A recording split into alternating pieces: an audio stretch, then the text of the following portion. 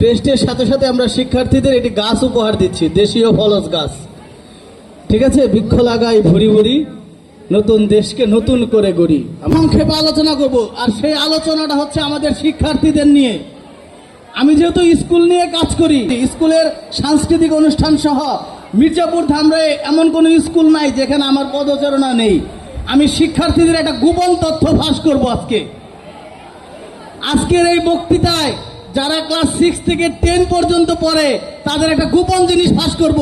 কি তোমরা কি প্রস্তুত? প্রস্তুত তো আমরা শুরুতেই আবারও একটু দাঁড়াতে বলছি। 6 জন যারা এ প্লাস পেয়েছে একটু কষ্ট করে একটা জোরের তালি হবে। যারা তোমাদের বোন, যারা এই স্কুলকে গর্বের সাথে পরিচয় করে দিয়েছে। আবারও যে বলা হয় ঐতিহ্যবাহী ওয়াসি পাইকপাড়া এম ইয়াসিন আইন ইউনুস খান উচ্চ বিদ্যালয়, ঐতিহ্যবাহী, তারা গর্বের সাথে এই 6 জনকে আমরা ক্রেশ দিতে পেরেছি, আমরাও গর্বিত। ঠিক আছে, ধন্যবাদ, বসেন। আউযু বিল্লাহি মিনাশ শাইতানির রাজিম, বিসমিল্লাহির রহমানির রহিম। আমি শ্রদ্ধা ভরে স্মরণ করছি খান পরিবার, যারা কিনা আমাদের এই এলাকায় একটি ফুলের বাগান করেছিল। আমাদের এলাকায় সবাই অজ্ঞ থাকতো যদি এরকম একটা ফুলের বাগান না হতো। আমাদের এক স্যার কে কোন পজিশনে আছে এই স্কুলের বলে গিয়েছিল। এটি সম্ভব হয়েছিল এই সুন্দর বিদ্যাপীঠ তৈরি করার জন্য। আমি সেই সাথে আবারও ধন্যবাদ জানাচ্ছি আমিনুল ইসলাম স্যারকে, প্রধান শিক্ষক যিনি রয়েছেন। উনি আমার সাথে অনেক কোঅপারেশন করেছে। এই ছোট্ট একটা অনুষ্ঠান আয়োজন করতে গিয়ে আমাকে প্রায় 10 থেকে 12 বার এই স্কুলে আসতে হয়েছে। স্যার আমাকে যথেষ্ট হেল্প করেছে। আমি আরেকজনকে ধন্যবাদ দিলে না, যারা 4র্থ শ্রেণীর কর্মচারী, এই ব্রেঞ্চ টেবিল, তারা সকাল থেকে পরিশ্রম করে এই যে জিনিসগুলো টেনেছে, তাদেরকে ধন্যবাদ জানাই। আমি তাদেরকে বলেছি যে সামনে ঈদে এই স্কুলে 4র্থ শ্রেণীর কর্মচারী যারা আছে সবাইকে আমি একটা করে পাঞ্জাবি গিফট করব। আমাদের এই অনুষ্ঠান সার্থক করার জন্য সবাইকে আমি ঈদ উপহার হিসেবে পাঞ্জাবি তাদেরকে আমি গিফট করব। তো সুপ্রিয় অতিথি এবং যারা রয়েছেন, এম ইয়াসিন অ্যান্ড ইউনুস খান সহ শ্রদ্ধা ভরে সবাইকে স্মরণ করছি। বিশেষ করে কিছুদিন আগে অ্যাডহক কমিটির সভাপতি এখানে পরিচিতি সভা হয়েছে, সেখানে আমরা দেখেছি খান মোহাম্মদ ইজহার, উনি ইমরান সাহেব, উনি এসেছিলেন। ওনাকেও আমরা জানিয়েছি যে এই অনুষ্ঠানটি করবে, উনিও আমাদের অনুমতি দিয়েছেন। তো সবাইকে ধন্যবাদ আমাদের এত সুন্দর অনুষ্ঠানটি করার জন্য। শিক্ষার্থীরা, তোমাদেরকে ব্যতিক্রম হতে হবে। আগে বলা হতো নলেজ ইজ পাওয়ার, আর এখন বলা হয় কি তোমরা জানো? এখন কি বলা হয়? Knowledge is power less without skill. Knowledge is power, এটি ভুল। Knowledge is power less without skill. Skill ছাড়া নলেজের কোনো মূল্য নেই। সেটা যে কোনো স্কিল হতে, ভোকেশনাল স্কিল নাও হতে পারে।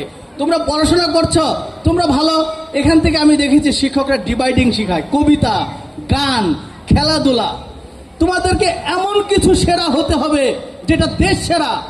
আমরা সাংবাদিকরা তোমাদের পিকচার করবে, এখানে ঢাকা থেকে সাংবাদিক আসবে, দেশ সেরা হতে হবে। এক্সট্রা নলেজ থাকতে হবে, পড়াশোনার পাশাপাশি এক্সট্রা নলেজ তোমাদের গেদার করতে হবে।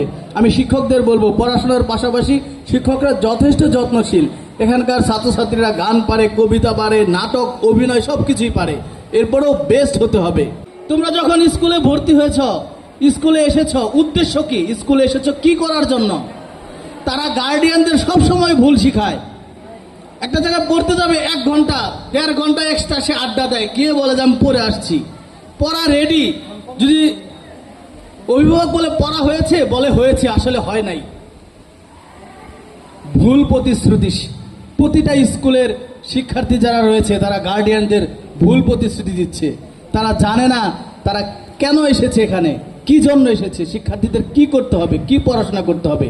শিক্ষার্থীদের একটাই মনোনিবেশ করতে হবে, পড়াশোনা, পড়াশোনা আর পড়াশোনা।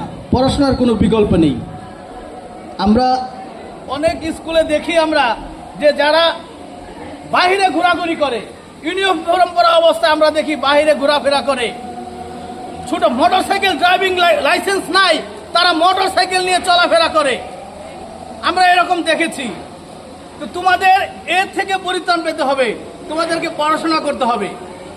আমরা বিভিন্ন স্কুল ঘুরে দেখেছি যে যখন এখানে দামি দামি অতিথি আসে তারা ঘোরাঘুরি করে, এক জায়গায় থাকে না। এখানে কারা এসেছে, এত কষ্ট করে এসেছে, ঢাকা থেকে, সাভার থেকে, দুবাই থেকে তোমাদের জন্য এখানে এসেছে। কিছুদিন 2 দিন আগেও স্যার দুবাই ছিল। প্রবাসীরা তোমাদের জন্য আসে। তোমাদের এই নৈতিকতা আগে শিখতে হবে যে কারা এখানে এসেছে, তোমাদেরকে তাদের কথা শুনতে হবে। এখানে শিক্ষক আছে, এখানে ব্যাংকার আছে। তোমাদের একটা জিনিস মাথায় রাখতে হবে, তোমরা পিছনে রয়েছ, তোমরা ভালো রেজাল্ট করে তোমাদের জিত থাকতে হবে। তোমরাও একদিন সামনে আসবা। কি আসতে পারবা? হাত উঁচা করে দেখিয়ে কি আসতে চাও? তোমাদেরও সামনে আসতে হবে। এখানে ব্যাংকার আছে, এখানে প্রবাসী রয়েছে, এখানে আমাদের স্যার রয়েছে, ব্যবসায়ী রয়েছে, সাংবাদিক রয়েছে। তোমরা একদিন সাংবাদিক হবা, তোমাদেরকে এই প্রত্যয় রাখতে হবে। এবার যখন সারা দেশে স্কুলের রেজাল্ট ভরাডুবি, সেইখানে পাইকপাড়া এম ইয়াসিন আর ইউনুস খান তাদের রেজাল্ট খুবই ভালো। একটি তালি যাচ্ছিলাম প্রধান শিক্ষকের জন্য জুড়ে।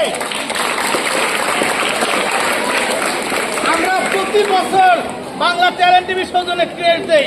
আমরা এবার চিন্তায় পড়ে গিয়েছিলাম কাকে ক্রেডিট দিব, কোন স্কুলে ক্রেডিট দিব। বিশ্বাস করবেন কিনা জানি না, মির্জাপুর ধামরাইতে তারা এ প্লাস কেউ পায় নাই, 0 রেজাল্ট 0 কেউ পায় নাই।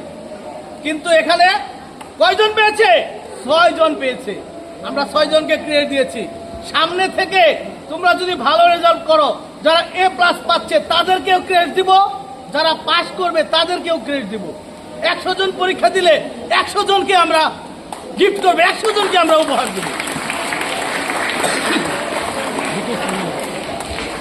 এবং তোমাদের মানবিক দিক গড়ে তুলতে হবে।